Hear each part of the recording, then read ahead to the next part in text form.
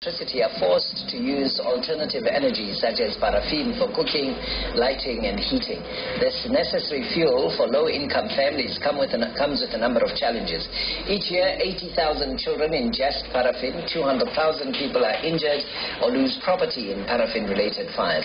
The Paraffin Safety Association aims to reduce the number of people who die from injuries caused by paraffin injuries. Patrick Kulati is Managing Director for the Paraffin Safety Association Southern Africa. He joins us this morning. Patrick, good morning to you. Welcome. Good morning, Vuyo. These numbers are terrible, aren't they? They are very terrible indeed. It's a big problem that we're facing in our country, and it's a problem that does not receive the kind of attention that it ought to receive.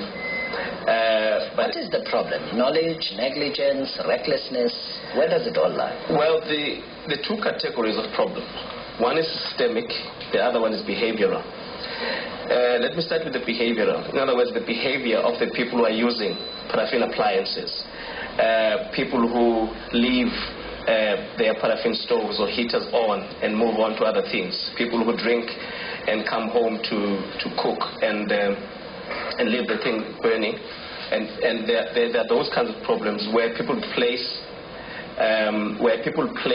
the appliances on top of combustible material and so on. So that's one problem.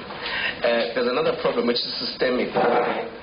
We're talking now about the unsafe, illegal appliances that find their way into the market and that people buy and that people use in their own homes.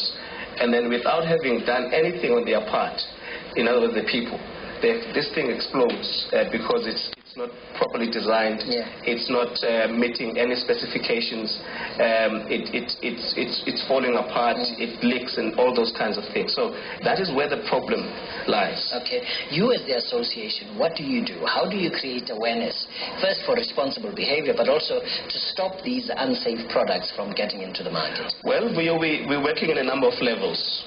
One level is working with the media, both national media like SABC as well as community media. We work with those people to actually spread the message across, but we also go directly to the communities to run door-to-door campaigns, to do public awareness educations inside the communities.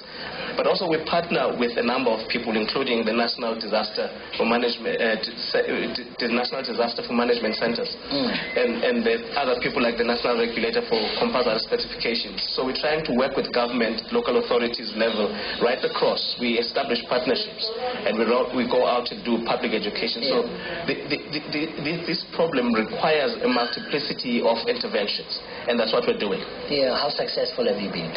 Well, it's a relative term, but if you look back to 2002, when we tested 9 appliances, 9 stoves which were out in the market at the time, all those stoves never met the standards that were there at the time. What then happened?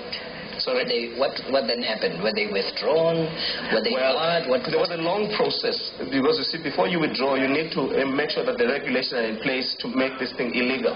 So from that time up until 2007, we worked with the South African Bureau of Standards to actually regulate and make sure that these stores are outlawed and made illegal. So in 2007, a regulation came into place.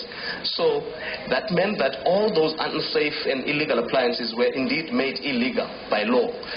But what we're finding is that they are still coming back into the country as illegal imports through illegitimate means. So that's where another problem lies. We need to make sure that we close up our borders. These things do not come in. We need to encourage the companies that are inside the country that are trying to do good work, that are trying to comply with the regulation, making things possible and easier for them to actually deal with this. Are the protective measures punitive enough to deter people who do that from entering the marketplace? Well, that is still being worked out. We had a meeting last week with the CEO of the National Regulator for Compulsory Certification, Mr. Moses Mbuli. He's trying his best and his team to make sure that this is discouraged. He's going around the country, the world, to the countries like China, where this stuff is coming from, to discuss with the authorities there to make sure that they they pull up their socks basically to prevent the stuff coming in here. But in terms of what the country is doing here, the NLCS is doing great work in closing down some shops. They are arresting people, they are confiscating the stuff. But I'm sure there's more that needs to be done. People themselves need to take personal responsibility in terms of their purchasing choices.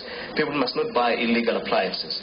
People need to exercise safety in their own homes. And this is what our campaign is about. Yes, safety first. Safety first. In other words, if you're buying the stuff in your home, you're using it there, you yourself must take personal responsibility to ensure that people that are in your house and in your surroundings are safe. So that's what this campaign is about. It's media, but it's also calling upon people to take personal responsibility to improve certain things in their own households. For an example, remove a stove from a combustible material like where there's paper lying around and things like that. Yeah. Remove, for example, from places where there are curtains, which can be, These are found mainly in informal settlements mainly in informal settlements. Yeah. And that's where the problem lies. And we need people there to take action. We're actually seeing a lot of work that has been done by councillors, by officials at the local level. If somebody is listening to a conversation, they'd like to reach you, how can they reach you? They can contact us on 0861 22 44 22. 22 44 22. That's right. That's our number. Paraffin Safety Association. That's correct. All right. Thank you very much for joining us, Patrick Kulati, this morning. So the number is 0861 224422 for the Paraffin Safety Association. You're watching Morning Live here on SABC2. Thank you very much for joining us. It's now 5 minutes before 7 o'clock. Main news bulletin in a few moments. But for now, let's check in with Andile about the weather.